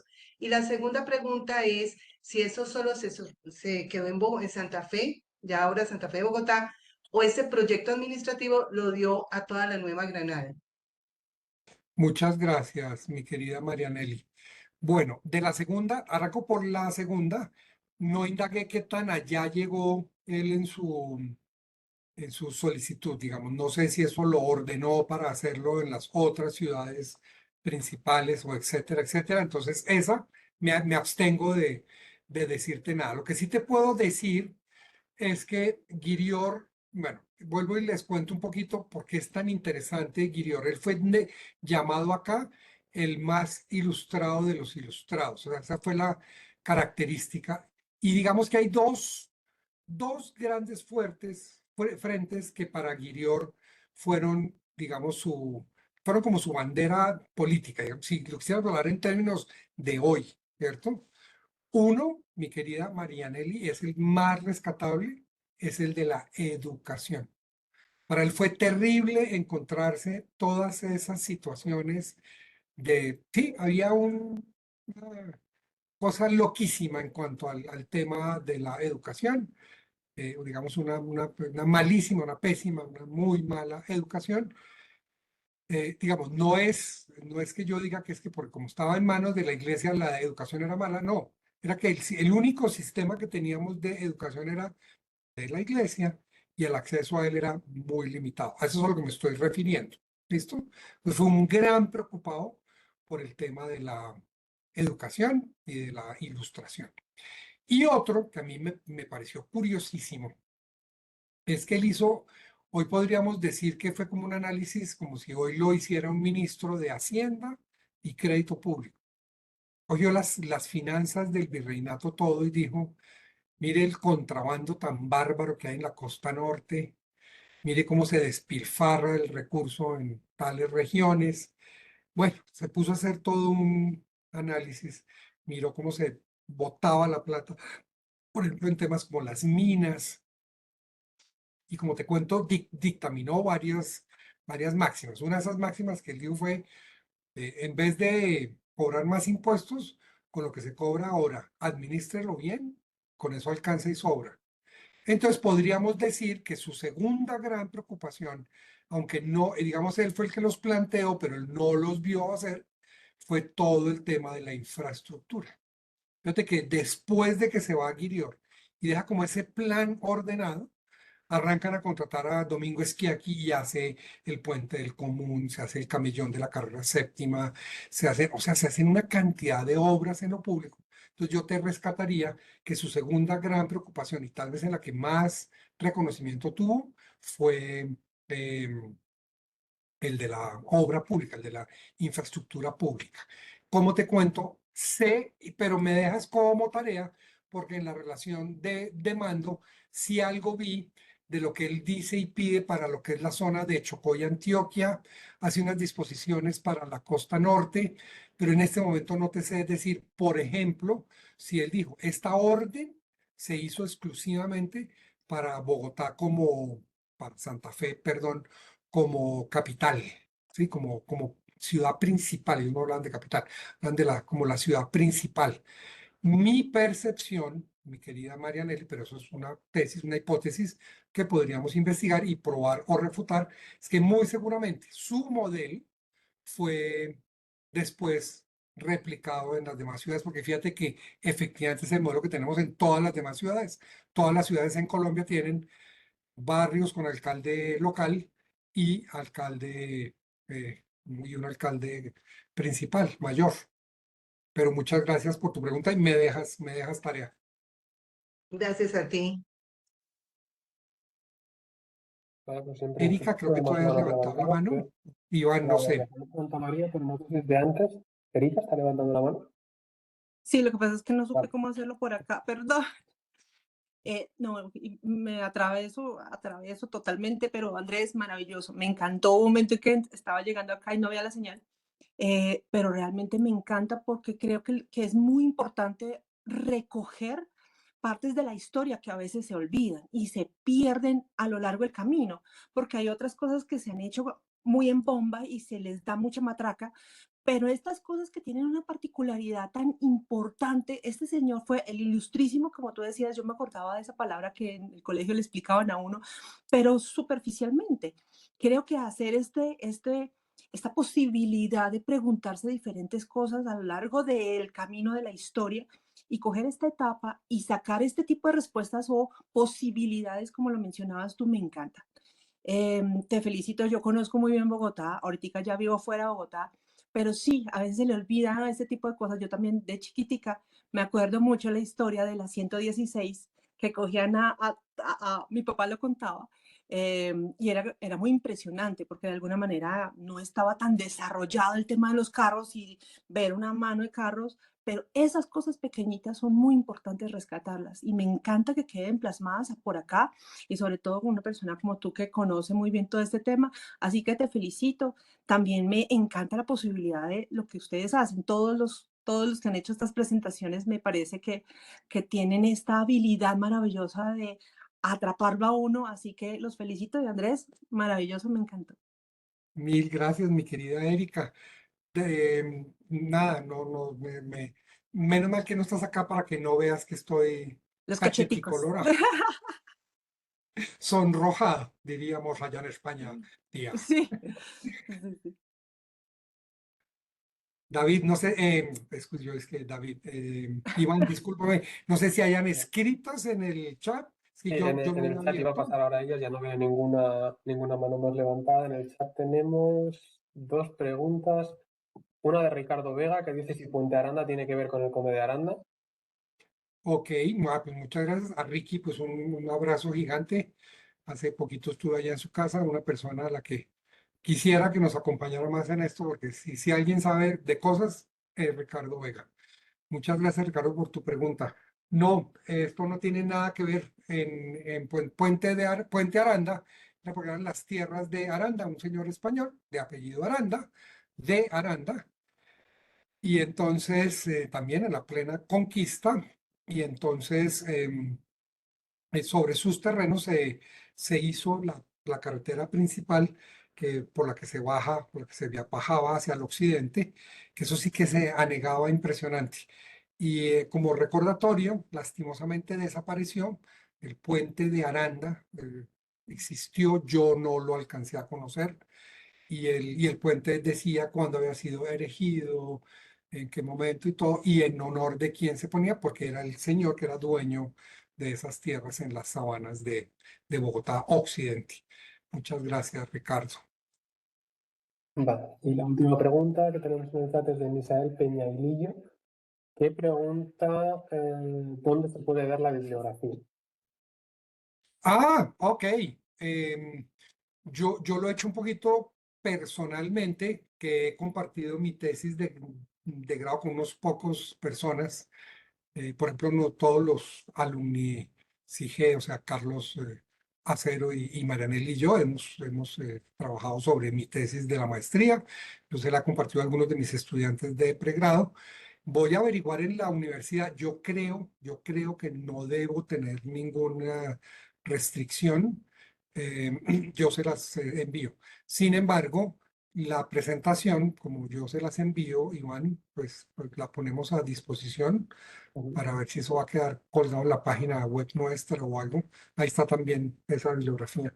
Cualquiera de los dos caminos. O si alguien me quiere escribir, más bien hagamos eso. Voy a poner en el chat mi correo personal, y quien me quiera escribir al chat